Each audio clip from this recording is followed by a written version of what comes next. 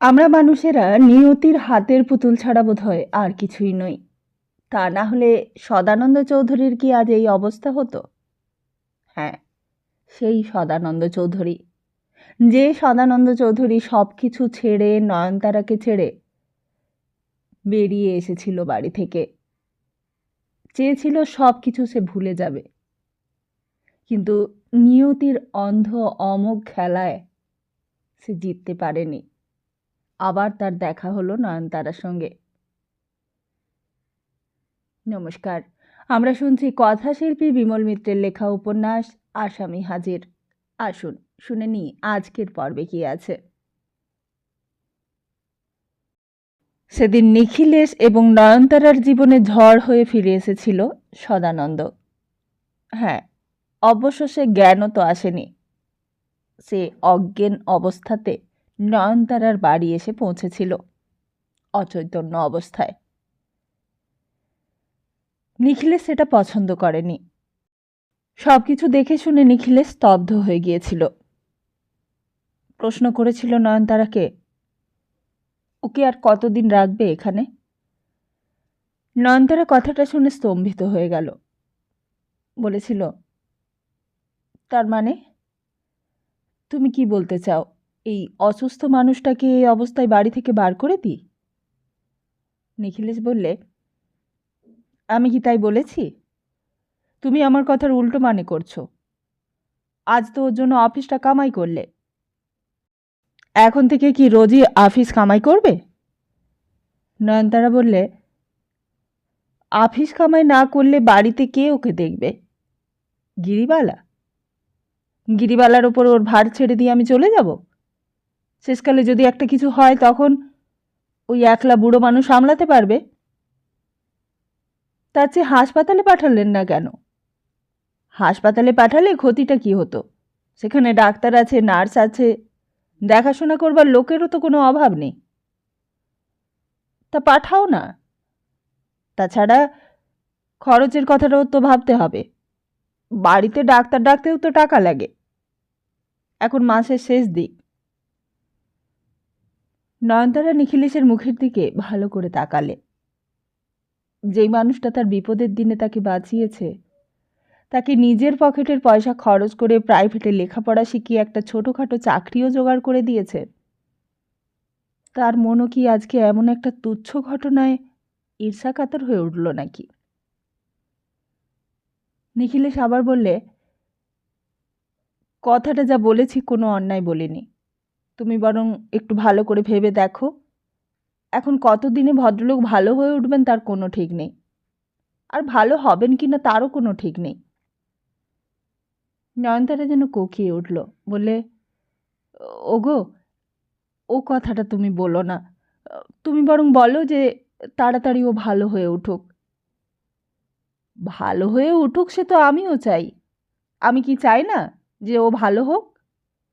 কিন্তু তোমার কথা ভেবেই তো আমি কথাটা বলেছি। তোমার অফিসের কথা ভেবে বলেছি। রোজ রোজ কামাই করা তো আর তোমার চলবে না। আর এখন যদি ভদ্রলোকের অনেক দিন লেগে যায় সেরে উঠতে, তখন কি করবে? ততদিন অফিস কামাই করবে? নয়নতারা বললে, আমার তো অনেকগুলো ছুটি পাওনা আছে। ছুটি নিলে তো আর মাইনে কাটা যাবে না। তা না হয় যতদিন ছুটি পাওনা আছে ততদিন ছুটি নিয়ে নেব। তারপর তারপর যখন ছুটি পাওনা থাকবে না তখন? নয়নতারা বললে, ততদিনে কি আর ও শুয়ে পড়ে থাকবে? দেখো না, তার আগেই ভালো হয়ে যাবে। আর ভালো হয়ে গেলেই আমি ওকে বাড়ি পাঠিয়ে দেব। আর তাছাড়া জ্ঞান হলে ও নিজে আর এখানে থাকতেও চাইবে না। ওকে তুমি চেনো না, আমাকে দেখলেই ও এড়িয়ে যেতে চাইবে। নিখিলেশ বললে, গেলেই ভালো। আমি তো চাই যে ও ভালো হয়ে উঠুক, ভালো হয়ে নিজের বাড়িতে চলে যাক। যার সঙ্গে সমস্ত সম্পর্ক শেষ হয়ে গেছে তার তো এখানে থাকাটাই উচিত নয়।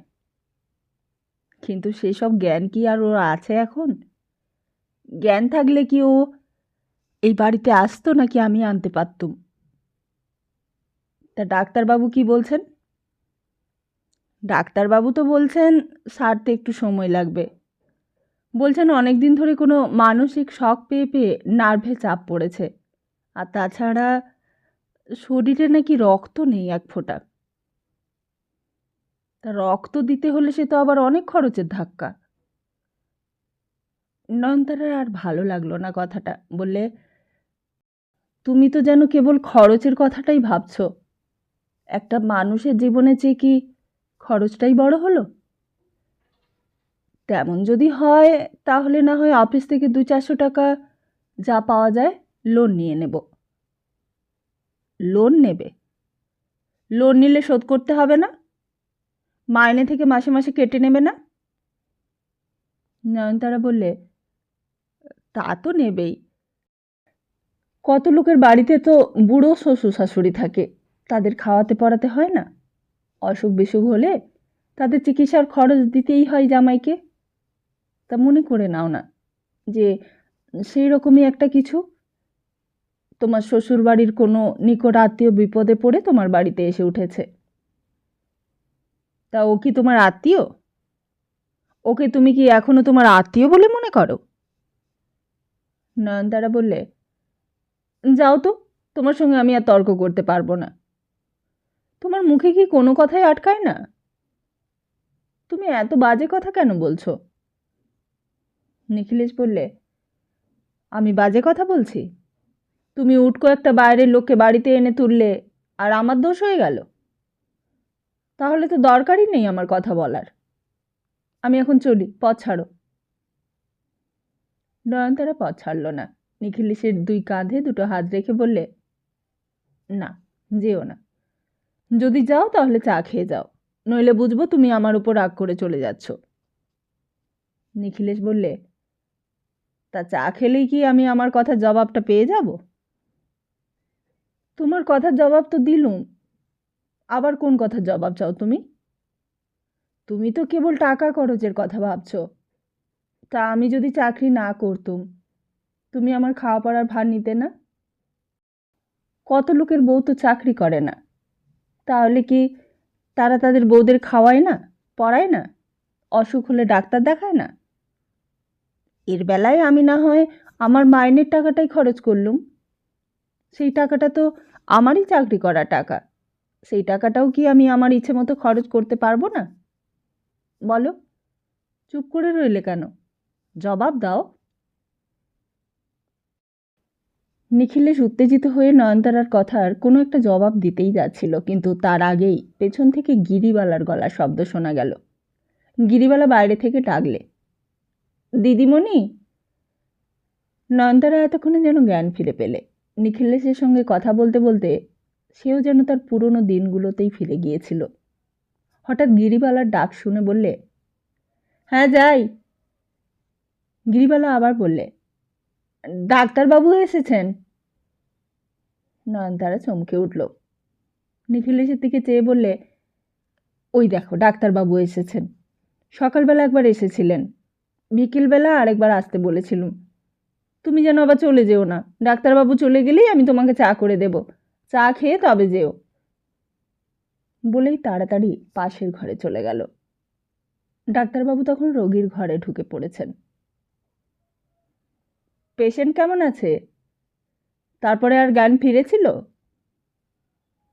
নয়নতারা তখন পাশে এসে দাঁড়িয়েছিল। বললে, আপনি চলে যাবার পর প্রলাপ বকছিলেন, তারপর জল খেতে চাইলেন।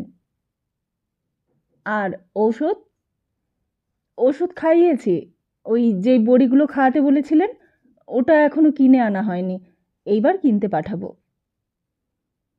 ডাক্তার রোগীকে পরীক্ষা করতে করতে বললেন, ওগুলো এতক্ষণে খাওয়ানো উচিত ছিল।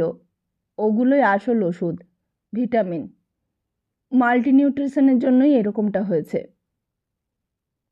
নয়নতারা বললে, আমি এক্ষুনি আনতে পাঠাচ্ছি।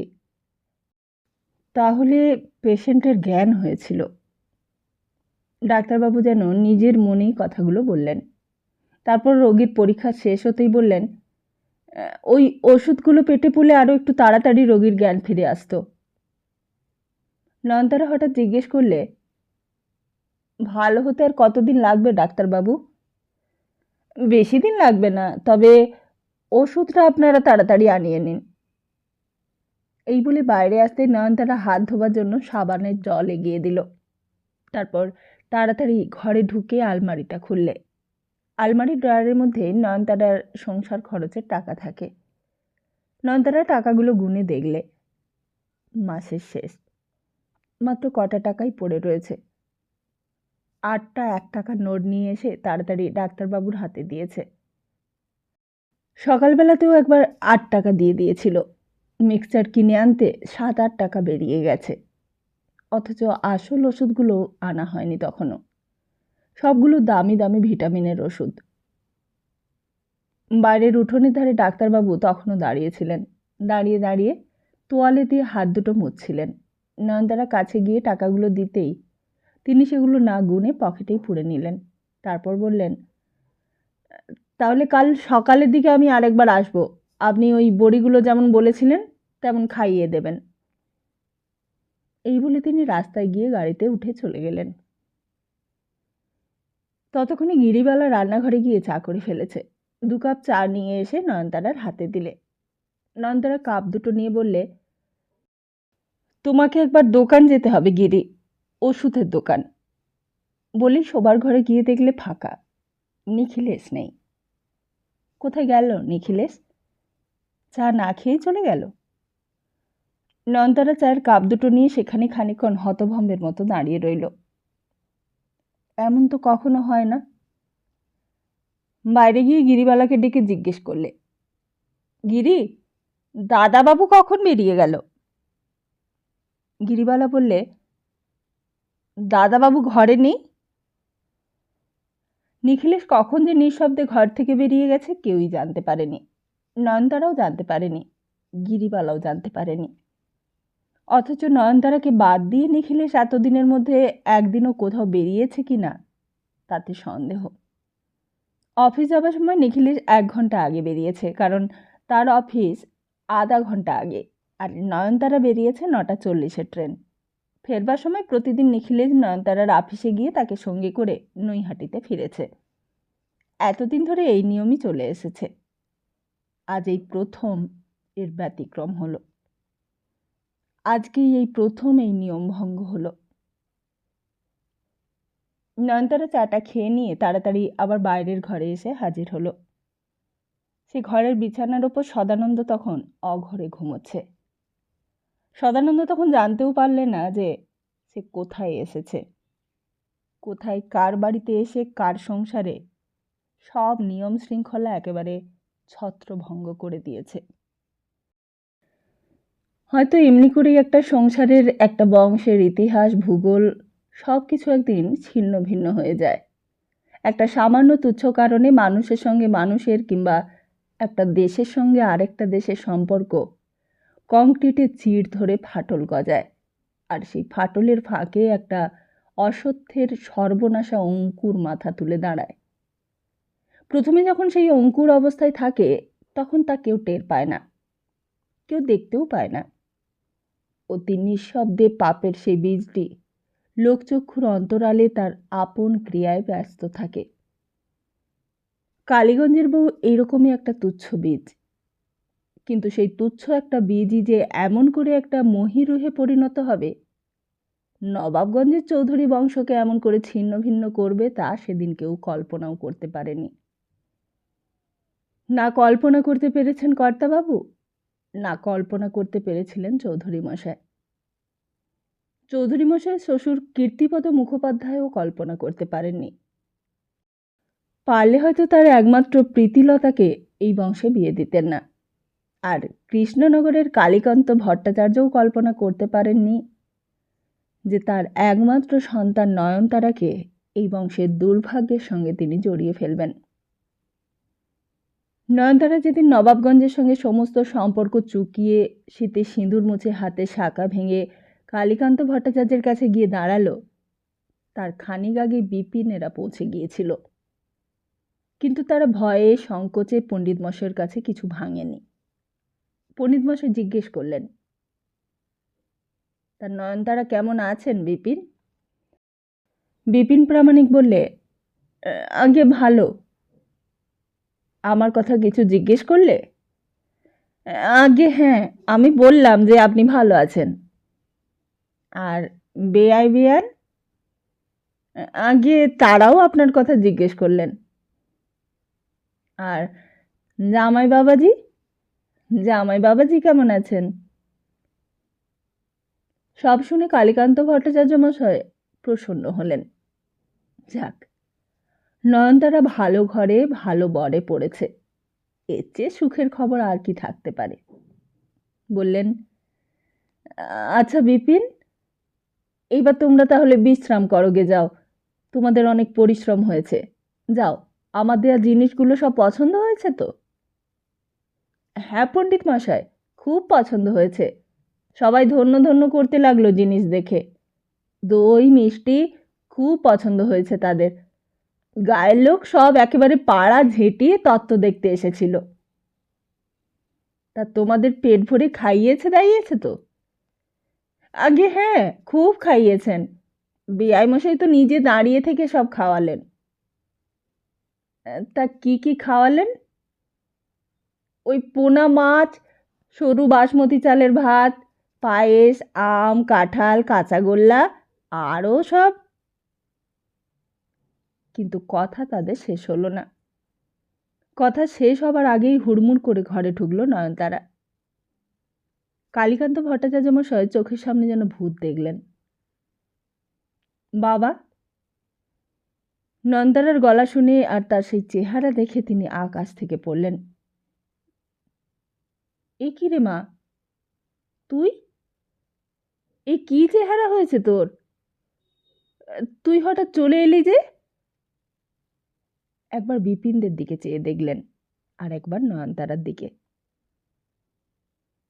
এই যে বিপিন এক্ষুনি বলছিল যে তুই ভালো আছিস, বেআই বেয়ান সবাই ভালো আছে, তোরা খুব পেট ভরে খাইয়েছিস ওদের। নয়নতারা চিৎকার করে উঠল, সব মিথ্যে কথা বাবা, সব ওদের মিথ্যে কথা। আমি তোমার পাঠানো তত্ত্ব সব ছুঁড়ে টেনে মাটিতে ফেলে দিয়েছি। সে কি রে মা, কেন, কি হয়েছিল? উত্তেজনায় বৃদ্ধ কালীকান্ত ভট্টাচার্যের হৃৎপিণ্ডটা ধড়াস ধড়াস শব্দ করতে লাগল। মেয়ে চেহারা দেখে তিনি ভয় কাঁপতে লাগলেন। বললেন, তোর ইয়তে চিহ্ন কোথায় গেল? তোর সিঁথির সিঁদুর, হাতের শাঁখা, আর হাতে চুড়ি, গলার হার? বাবা, সব আমি ছুঁড়ে ফেলে দিয়েছি। সিঁথির সিঁদুরও মুছে ফেলেছি, হাতের শাঁখাও ভেঙে টুকরো টুকরো করে ফেলেছি। কালীকান্ত ভট্টাচার্য তখন উত্তেজনায় দাঁড়িয়ে উঠেছেন। বললেন, আর আমার জামাই, জামাই বাবাজি কোথায়? নয়নতারা বলে উঠলে, তোমার জামাই নেই বাবা, তোমার জামাই কোনোদিনও ছিল না, আর কোনোদিন থাকবেও না। সে কি রে, কি বলছিস তুই? আমার জামাই নেই? না, তোমার জামাই বেআই বেয়ান কেউ নেই। মনে করে নাও না যে তোমার মেয়ের কোনোদিন বিয়েই হয়নি। আমি ওই বাড়ির সঙ্গে সমস্ত সম্পর্ক চুকিয়ে দিয়ে চলে এসেছি, আর কখনো ওই বাড়িতে যাব না। কালীকান্ত ভট্টাচার্য বুঝতেই পারছিলেন না কিছুই। কি করবেন তিনি? কৈলাস গোমস্তা বৌমাকে নিয়ে এসেছিল সঙ্গে করে, কিন্তু বেগতিক দেখে সে আর সেখানে দাঁড়ায়নি। নিঃশব্দে কখন যে সেখান থেকে সরে পড়েছে তা কেউই জানতে পারেনি। কালীকান্ত ভট্টাচার্য কি করবেন তখন বুঝে উঠতে পারছিলেন না। বললেন, তার সদানন্দ কোথায়? সে তোর সঙ্গে এলো না কেন? নয়নতারা বললে, তুমি আর তার কথা বলো না বাবা, তার নামও উচ্চারণ করবে না। সে আর নেই। নেই মানে? নেই মানে কি? তার কি অসুখ হয়েছে? আমি যে কিছুই বুঝতে পারছি না রে। কবে অসুখ হলো তার, তাও তো জানতে পারলাম না। আর তার যে অসুখ হয়েছে সে কথা তো আমাকে বেআই মশাই জানায়নি। এখন আমি কি করি? তোর মাও তো নেই, আমি তো তোর মা বাবা সব কিছু। তা আমাকে তো সব খুলে বলবি বাবা, আমি বুড়ো বলে কি আমি কিছুই বুঝি না? নয়নতারা বললে, সে তোমার বুঝে দরকার নেই বাবা, আমার ব্যাপার আমি বুঝে নেব। এইবার থেকে আমি আর কোথাও যাব না। আমি তোমার কাছেই থাকবো বরাবর, আর তোমার কাছে থাকতেই আমি এসেছি। কিন্তু কিন্তু এর বেশি আর কিছুই বলতে পারলেন না কালীকান্ত ভট্টাচার্য। সঙ্গে সঙ্গে নিখিলেশের ডাক পড়ল। বিপিনকে বললেন, একবার নিখিলেশকে খবর দাও তো বাবা, একবার তাকে ডাকো এখানে। আর তারপর থেকেই পণ্ডিত মশাই যেন কেমন হয়ে গেলেন। নিখিলেশ তখন চাকরিতে ঢোকেনি, বিএ পাশ করেছিল আগেই। তখন আর কিছু না পেয়ে আইন পড়ছিল। ছোটবেলা থেকেই স্বাধীন স্বভাবের ছেলে। বিধবা মা থাকতো কেষ্টনগরের বাড়িতে, আর নিখিলেশ কেষ্টনগর থেকে পাশ করে কলকাতায় ডেলি প্যাসেঞ্জারি করত। ছোটবেলায় স্বদেশী করেছে। মদের দোকানে পিকেটিং করে একবার কয়েক মাসের জন্য অন্য সকলের সঙ্গে জেলও খেটেছে। কলকাতা থেকে যে লিডার কেষ্টনগরে এসেছে, নিখিলেশ তার পেছন পেছন ঘুরেছে। যখন খদ্দর পড়া পুলিশের চোখে অপরাধ ছিল, তখন সকলের সামনে বুক ফুলিয়ে খদ্দরও পড়েছে। মিটিংয়ে ডায়াসের ওপর দাঁড়িয়ে গরম গরম স্বদেশী বক্তৃতাও দিয়েছে। কিন্তু শেষ পর্যন্ত টাকার চিন্তাতে আর ওই দিকে বেশি দিন থাকতে পারেনি। মাঝে মাঝে লেখাপড়ায় বাধা পেয়েছে। শেষে যখন থেকে মা মারা গেছে, তখন থেকে আর ওদিক মারায়নি। দিনের বেলা চাকরি খোঁজে, আর বিকেলের দিকে 1 ঘন্টার জন্য আইন কলেজে গিয়ে বসেছে। আর বাকি সময়টা এখানে ওখানে ছাত্র পড়িয়ে পেট চালিয়েছে। যেদিন কালীকান্ত ভট্টাচার্য মারা গেলেন, সেই দিন শ্মশান থেকে ফিরে এসে নিখিলেশ বললে, তোমার সঙ্গে আমার একটা কথা আছে নয়নতারা। নয়নতারা তখন শোকে মুহ্যমান হয়ে আছে। একমাত্র অবলম্বন বাবাকে হারিয়ে ভবিষ্যৎ তখন তার কাছে অন্ধকার হয়ে গিয়েছে।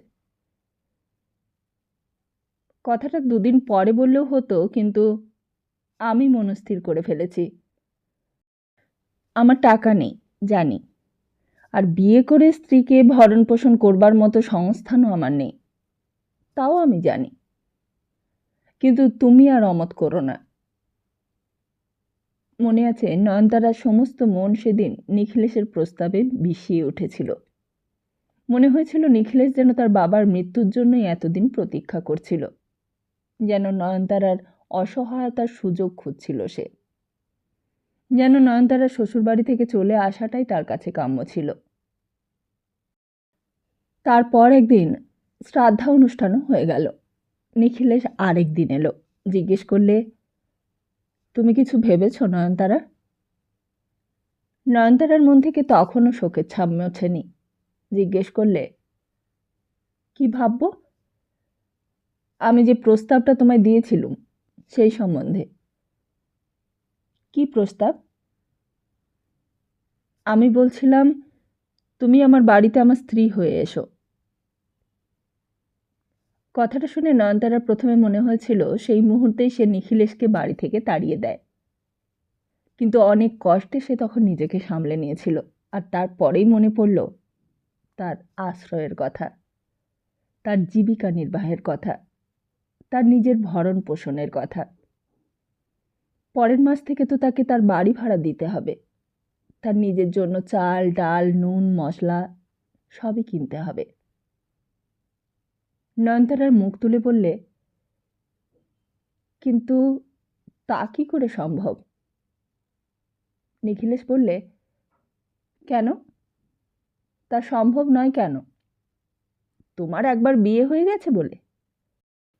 তা আইনের কথাই যদি বলো, তাতে তো আর আটকাবে না। এখন তো ওই আইন পাশ হয়ে গেছে। আর সংস্কার, সংস্কারের কথাটা অবশ্য তুমি ভাবতে পারো, কিন্তু সেদিক থেকেও আটকাবার কোনো কারণ নেই। কারণ সদানন্দবাবুর সঙ্গে তুমি একদিনও রাত্রিবাস করনি, সে তো তুমি নিজে মুখেই বলেছ আমাকে।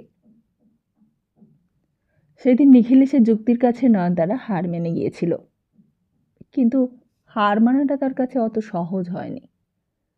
তখন তার চোখের সামনে ভবিষ্যৎ বলে কিছু ছিল না, বোধহয় বর্তমান বলেও কিছুই ছিল না। শুধু ছিল একটা অতীত, যেই অতীতটা ছিল এক ভয়ানক, যেটা স্মরণ করতেও তার ভয় লাগত। আসলে ভবিষ্যৎ তারই থাকে যার কোনো আশা থাকে। সেদিন নয়নতারার আশা বলতেও কিছু ছিল না,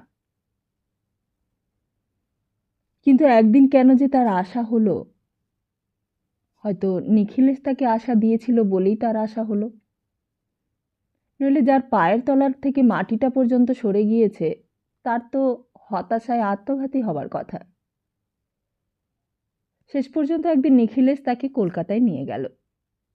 এখন মনে নেই যে কোন ঠিকানায় নিয়ে গিয়ে তাকে তুলেছিল। কোনো একটা অফিস। আগের থেকেই সব ব্যবস্থা করে রেখেছিল নিখিলেশ। কোথা থেকে নিখিলেশের 3জন বন্ধু এলো। কী সব করলে একজন অফিসের লোক। সে কি উত্তর দিয়েছিল তাও তার ভালো করে মনে নেই। কি একটা কাগজে সই করতে বললে তারা, আর তারা যেমন যেমন বললে সে তেমন তেমন সই করলে। তারপর সবাই তাকে নিয়ে চলে গেল কালীঘাটের মন্দিরে। মনে আছে, একটু আড়াল পেয়েই নিখিলেশ বলেছিল, তুমি কাঁদছো কেন? ওরা তোমার কান্না দেখে কি ভাবছে বলো তো? নয়নতারা নিজেই তখন জানতো না যে সে কেন কাঁদছে। শাড়ির আঁচলটা দিয়ে মুখটা মুছতে সিঁদুরে জলে আঁচলটা লাল হয়ে উঠল। প্রথম প্রথম খুব খারাপ লাগতো। এ কি করলে সে? এ কেন করতে গেল? বিশ্ব সংসারে কারো সামনে তার মুখ দেখাতে লজ্জা করত। যখন নৈহাটিতে এই পাড়ায় নিখিলেশ বাড়ি ভাড়া করলে তখন সারাদিন ঘরের ভেতর কেবল বন্দি হয়েই থাকত। কিন্তু যেই সিঁথি সিঁদুর একদিন সে রাগে ঘেন্নায় নিজের হাতে সকলের সামনে মুছে ফেলেছিল, আবার নৈহাটির বাড়ির ভেতরে আয়নার সামনে দাঁড়িয়ে নিজের হাত দিয়ে সেই সিঁদুর সে নিজের সিঁথিতে লাগিয়ে দিলে। এও তার জীবনের এক মর্মান্তিক পরিহাস। নিজের সিঁদুর পরা চেহারাটা দেখতে দেখতে হঠাৎ মনে হলো যেন আরেকটা মুখ পেছনে দাঁড়িয়ে আছে। মুখটা নজর পড়তেই লজ্জায় ঘেন্নায় শাড়ির আঁচল দিয়ে সে নিজের মুখটা ঢেকে ফেললে। তখন আর নিজের মুখ দেখতেও তার লজ্জা হতো। আর সেই অবস্থাতেই বিছানায় মুখ গুজে শুয়ে পড়ে সে কাঁদত। এইসব প্রথম দিককার কথা। তারপর আস্তে আস্তে কেমন যেন সব কিছু সহজ হয়ে এলো। নিখিলেশই বলতে গেলে সব কিছু সহজ করে নিলে। মাঝে মাঝে নয়নতারাকে নিয়ে কলকাতায় গিয়ে বেরিয়ে আনতো।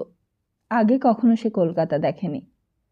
কৃষ্ণনগরের মানুষ হয়ে একেবারে সোজা চলে গিয়েছিল নবাবগঞ্জ। সে আরও এক নিরিবিলি পাড়াগা। কিন্তু সেই দিন কি ভেবেছিল এমনি করে একদিন সে আবার কলকাতা দেখতে পাবে? কে ভাবতে পেরেছিল যে যে পুরুষ মানুষের সঙ্গে তার বাবা তার ভাগ্যকে জড়িয়ে দিয়েছিল তার বদলে ঠিক সেই জায়গায় আরেকজন পুরুষ মানুষ এসে তাকে এমনি করে আরেক নতুন জীবনের আস্বাদ দেবে? রাত্রে নিখিলেশের পাশে শুয়ে থাকতে থাকতে এক একদিন হঠাৎ একটা পুরনো মুখের ছবি চোখের সামনে ভেসে উঠত। আর সঙ্গে সঙ্গে সে বিছানা থেকে উঠে মুখে চোখে জল দিয়ে এসে আবার শুয়ে ঘুমোবার চেষ্টা করত।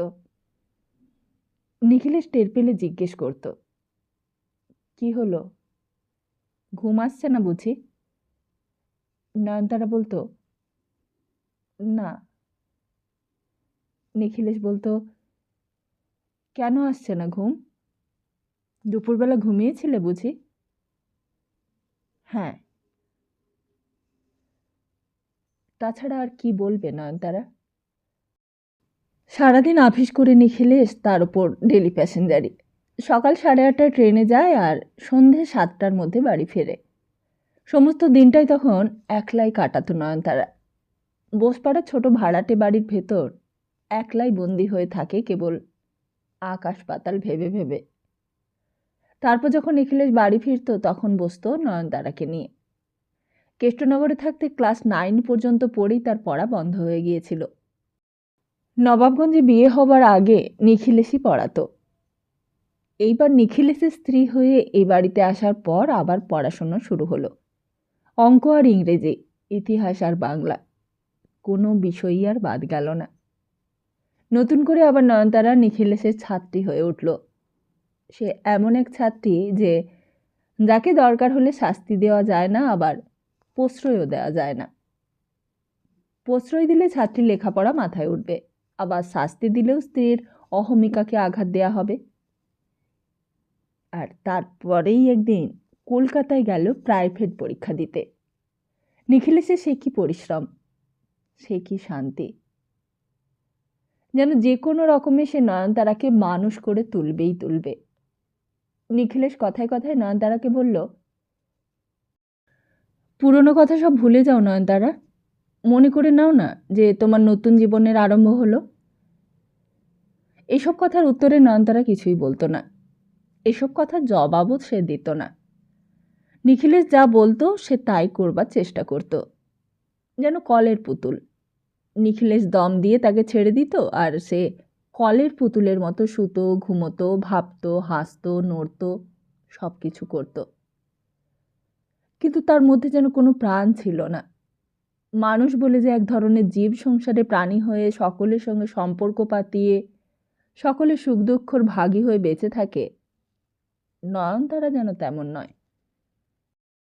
তার কাছে সব কিছু কাজে যেন করতে হয় তাই করা, না করলে একজন অখুশি হবে তাই তার হুকুম পালন করা।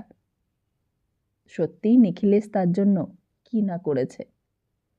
একদিন হঠাৎ এসে বললে, জানো তোমার একটা চাকরি হয়ে গেছে। নয়নতারা অবাক হয়ে গেল। চাকরি? আমি চাকরি করব? হ্যাঁ, তোমাকে দিয়ে সেই যে একটা দরখাস্ত লিখিয়ে নিয়ে গিয়েছিলুম, সেই চাকরিটা। গোড়াতেই 150 টাকা দেবে, পাকা হয়ে গেলে 250-র কাছাকাছি। নয়নতারা ভয় পেয়ে গিয়েছিল, বললে, কিন্তু আমি চাকরি করতে পারবো? নিখিলেশ বললে, আরে চাকরিটা আবার হাতি ঘোড়া কি আছে? গভর্নমেন্টের চাকরি তো কোনো কাজই হয় না, শুধু অফিসে গিয়ে হাজিরা দিলেই হলো। তার উপর তুমি তো মেয়ে মানুষ, বেটা ছেলেরাই কোনো কাজ করে না, আর তুমি মেয়ে মানুষ হয়ে কী কাজ করবে শুনি? রেকর্ড সেকশনের কাজ। শুধু সারাদিনে 2-4টে চিঠি নম্বর মিলিয়ে ফাইলে অ্যাটাচ করলেই সারাদিনের মতো ছুটি। কিন্তু রোজ ট্রেনে যাতায়াত, ডেলি প্যাসেঞ্জারি, সে সঙ্গে আমি 2-4 দিন যাতায়াত করতে করতেই তোমার অভ্যেস হয়ে যাবে। তোমার একটা মান্থলি টিকিট করে দেব, রোজ তোমাকে টিকিটও কাটতে হবে না। আর নৈহাটি থেকে অসংখ্য ট্রেন, যখন তখন যেতে পারবে, যখন তখন আসতেও পারবে। একদিন তোমাকে অফিস থেকে নিয়ে বেরিয়ে সিনেমা থিয়েটার দেখে ফিরব। তখন কলকাতা সম্বন্ধে নয়নতারার কোনো ধারণাই ছিল না। সে নবাবগঞ্জ একরকম আর এই নৈহাটি আরেক রকম, অথচ সেটাও শ্বশুরবাড়ি, আর এটাও বলতে গেলে শ্বশুরবাড়ি। তবু দুটোর মধ্যে কি তফাৎ। আর তারপর একদিন শুরু হলো চাকরি করা। প্রথম প্রথম নিখিলেশই সঙ্গে করে রোজ নিয়ে যেত তাকে। মানুষের ভিড় দেখে তখন তার ভয় করত। গিরিবালা তখন একলা সারা দিন বাড়ি পাহারা দিত, আর তারা তার হাতে বাড়ি পাহারা দেবার ভার ছেড়ে দিয়ে অফিসে চলে যেত। আর তখন থেকে নয়নতারা এক অন্য মানুষ হয়ে গিয়েছিল, একেবারে অন্য মানুষ। নইলে যে লোক নবাবগঞ্জে একদিন শ্বশুর শাশুড়ির ভয়ে একটা কথা পর্যন্ত বলতে পারত না, দুঃখের কথাগুলো বলবার জন্য লুকিয়ে লুকিয়ে পাশের দিদিমার বাড়িতে যেত, সেই মানুষটাই আবার মানুষের ভিড় ঠেলে কিনা অফিস করছে, এটা সে প্রথম প্রথম নিজেও বিশ্বাস করতে পারত না। প্রথম মাইনে পাওয়ার দিন নিখিলেশ বললে, চলো আজ আর বাড়িতে খাবো না আমরা। নয়নতারা বললে, বাড়িতে খাবে না মানে? কোথায় খাবে তাহলে? নিখিলেশ বললে, সে তুমি জানো না, তোমার নৈহাটির বাজারে নোংরা হোটেল নয়, সেসব দামি হোটেল, খুব পরিষ্কার পরিচ্ছন্ন হোটেল, সেখানে খেতে তোমার ভক্তি হবে। নয়নতারা বললে, কিন্তু হোটেলে কেন খাবো? আমি যে গিরিবালাকে রান্না করতে বলে এসেছি, সে যে ভাত করে বসে থাকবে, তাকে তো কিছু বলে আসা হয়নি। নিখিলেশ বোঝালে যে প্রথম মাইনে টাকাটা দিয়ে একটু উৎসব করাটাই ভালো, এরপর থেকে আর খাবো না। কিন্তু আজকে তুমি মাইনে পেয়েছ, এই টাকাটা সদ্ব্যবহার করাই ভালো। আসলে নয়নতারার নিজের ইচ্ছে কিছু হয়নি জীবনে। নিখিলেশের চেষ্টাতেই যখন তার চাকরি হয়েছে, নিখিলেশের চেষ্টাতেই যখন সে লেখাপড়া শিখে পাশ করেছে, তখন তার ইচ্ছের বিরুদ্ধে যাওয়াটা উচিত নয়। প্রথমে একটা সিনেমা দেখতে গেল দুজনে। সিনেমা ভাঙবার পর ট্যাক্সি চড়ে কোথায় যেন কোন পাড়ায় তাকে নিয়ে গেল নিখিলেশ। বিরাট একটা বাড়ির সদর দিয়ে ভেতরে ঢুকলো দুজনে।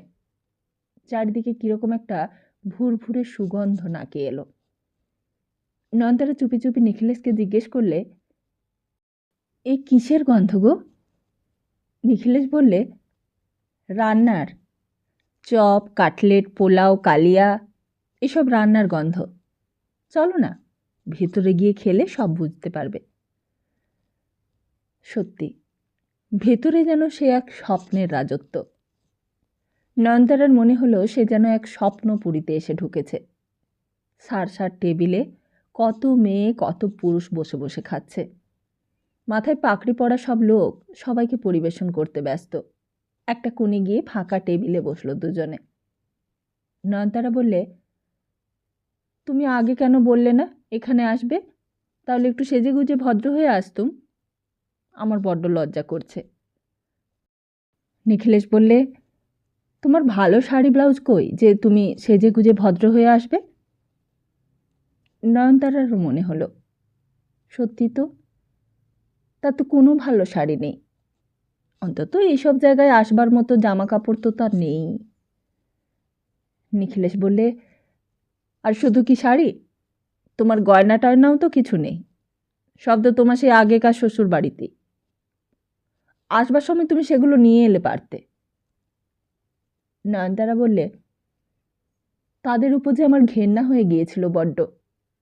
যাদের সঙ্গে ঝগড়া করে চলে এলুম তাদের দেওয়া জিনিস ছুঁতে আমার ঘেন্না করলো। কিন্তু তোমার বাবা দেওয়া গয়নাগুলো, মাস্টারমশাই তো তোমাকে কম গয়না দেননি, সেগুলো তো নিয়ে এলে পারতে। তাহলে এখন কত কাজে দিত। এখন সোনার দাম কত বলো তো? 136 টাকা ভরি, তা জানো? পরে আরও দাম বাড়বে। নয়নতারা সব মনে পড়তে লাগলো। বললে, তখন কি আর আমার মাথা ঠিক ছিল? আমি যে আত্মহত্যা করিনি সেটাই আশ্চর্যের কথা। তুমি কল্পনা করতে পারবে না যে সে কি কষ্টের দিন। শ্বশুর হয়ে রাত্রিরে কখনো কেউ ছেলের বউয়ের ঘরে ঢুকেছে? এ কথা কেউ কখনো কল্পনা করতে পারে? শুনলে ভাববে বুঝি আমি মিথ্যে কথা বলছি। নিখিলেশ বললে, যাগে ওসব কথা ছাড়ো, ওসব ভুলে থাকাটাই ভালো। এখন খেয়ে নাও। ততক্ষণে খাবার দিয়ে গিয়েছিল টেবিলে, কত রকমের সব খাবার। নয়নতারা বললে, আমি চামচ দিয়ে খেতে পারবো না, হাত দিয়ে খাই। তা খাও, কিন্তু পরে তোমাকে বাড়িতে কাঁটা চামচ দিয়ে খেতে হবে, আমি শিখিয়ে দেব। এখন তুমি হাত দিয়ে খাও। সেদিন সেই হোটেলের ঘরের ভেতর নিখিলেশের সঙ্গে খেতে খেতে মনে হলো, তার জীবনে যা ঘটেছে হয়তো তার ভালোর জন্য ঘটেছে। নইলে কি এইসব দেখতে পেত, এইসব খেতে পেত সে? অথচ নবাবগঞ্জের শাশুড়িরও তো যথেষ্ট টাকা ছিল। বাবা তো তার শ্বশুরবাড়ির টাকা দেখেই ওখানে বিয়ে দিয়েছিল। অথচ সেখানে তো এসব ছিল না। এই আলো, এই জাঁকজমক, এত ঐশ্বর্য। নয়নতারা বললে, দেখো, এখানে খেয়ে আর কি বা হলো? তার চেয়ে পরের মাস থেকে এই টাকাগুলো জমিয়ে শাড়ি কিনবো। আমরা বাড়ির ভেতরে কি খাচ্ছি সেটা তো আর কেউ দেখতে পায় না, কিন্তু শাড়ি গয়না লোকে দেখতে পায়। নিখিলেশ হঠাৎ বললে, দেখো, একদিন ভাবছি ছুটি নিয়ে আমি নবাবগঞ্জে যাব। কেন? নবাবগঞ্জে কি করতে যাবে? তোমার গয়নাগুলো চেয়ে আনতে। এ কি আবদার নাকি? তখনকার দিনের 8,000 টাকার গয়না, এখন তার দাম কম করে অন্তত 12,000 টাকা। 12,000 টাকা যদি এখন হাতে থাকতো তাহলে আমাদের কি ভাবনা ছিল? মাসে মাসে কত টাকা বাড়ি ভাড়া দিচ্ছি, তার বদলে নিজেদের একটা বাড়ি হয়ে যেত। আরও একদিনের কথা মনে পড়ল নয়নতারার। বিয়ে করার পর সেদিন আর নৈহাটিতে ফিরল না তারা। একটা রাত্রের জন্য নিখিলেশের এক বন্ধু তাদের বাড়িতে নেমন্তন্ন করলে, এমন একটা শুভ ঘটনাকে স্মরণীয় রাখার জন্য। সেই ঘটনাটাকে বন্ধুর বাদান্যতাও বলতে পারা যায়, আবার আনন্দ প্রকাশও বলা যায়। খাওয়া দাওয়ার পর সেইখানেই রাতটা কাটাতে হলো। তারপর ভোরবেলা ঘুম থেকে উঠে ভোরের ট্রেন ধরে নৈহাটিতে আসা। শিয়ালদা স্টেশনে যখন এসেছে তখন ট্রেনটা ছাড়ে। ট্রেনে উঠতে যাওয়ার মুখেই মনে হলো পেছন থেকে নয়নতারা বলে তাকে যেন কে ডাকলে। তখন আর তাদের পেছনে ফিরে দেখবার সময় নেই। ট্রেনে ওঠার সঙ্গে সঙ্গে ট্রেনটা ছেড়ে দিলে। নিখিলেশ বলেছিল, কে যেন তোমার নাম ধরে ডাকলে না? আমাকে?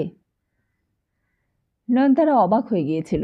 বলেছিল, আমাকে আবার কে ডাকবে? আর এখানে আমাকে চিনবেই বা কে? তবুও নয়নতারা চলন্ত ট্রেনে জানালা দিয়ে মুখ বাড়িয়ে ফেলে আসা প্ল্যাটফর্মের দিকে একবার চেয়ে দেখেছিল। অসংখ্য লোকের ভিড়। তাদের মধ্যে কে কোন লোকটা তাকে ডেকেছে, কেন ডেকেছে, কে জানতে পারবে?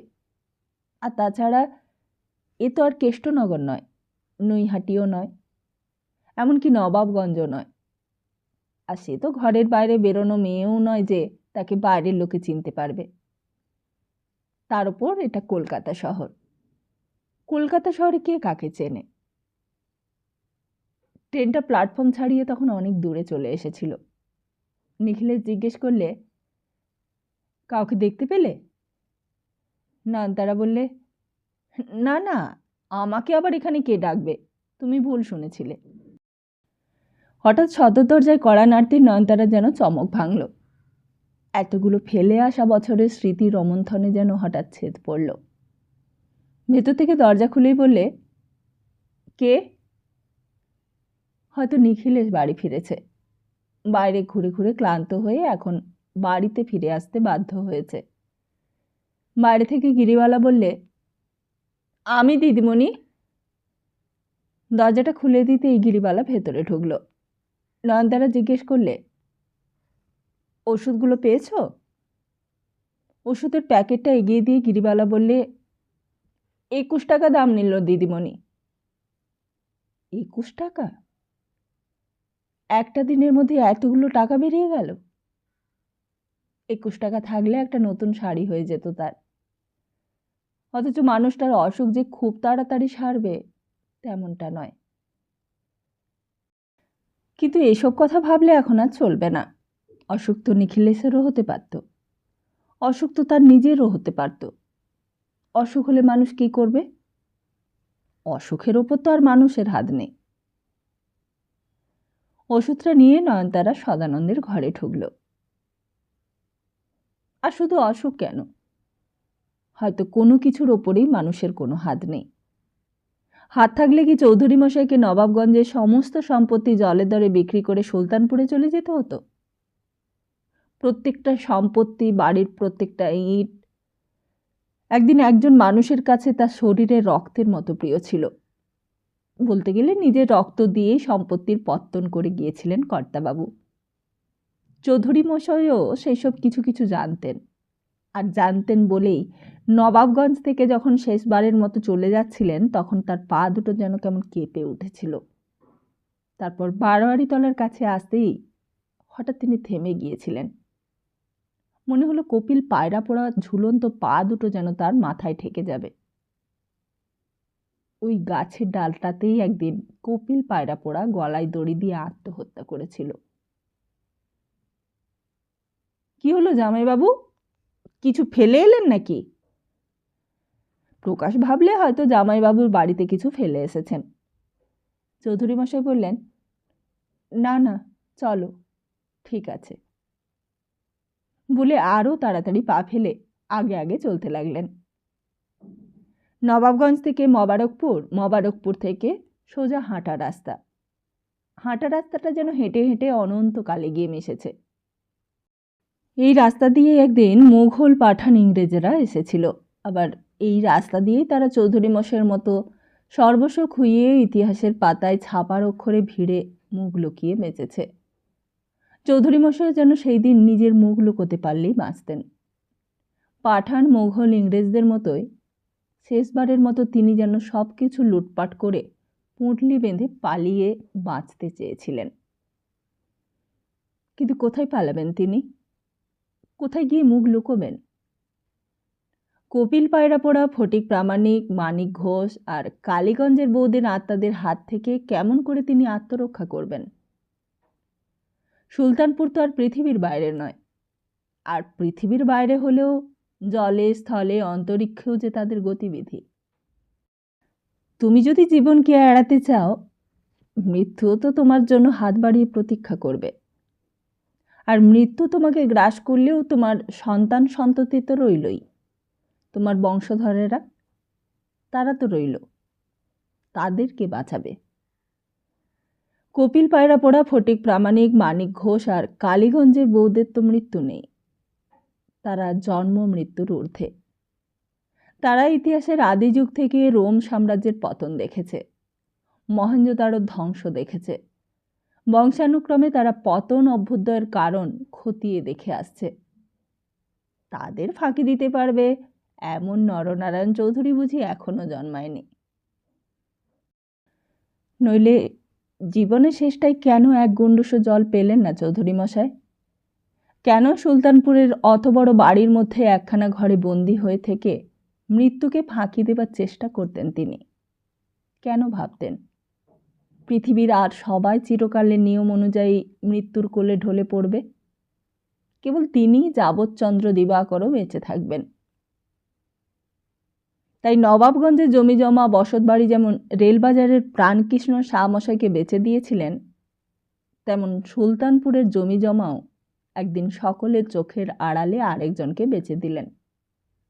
তারপর সব টাকাগুলো ভাগলপুরের ব্যাংকে গচ্ছিত রেখে পাসবই আর চেকটা নিয়ে মাথার বালিশের তলায় রেখে নিশ্চিন্তে ঘুমোতে লাগলেন।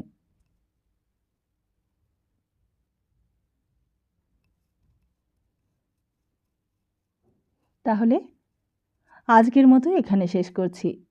খুব তাড়াতাড়ি ফিরছি আগামী পর্ব নিয়ে।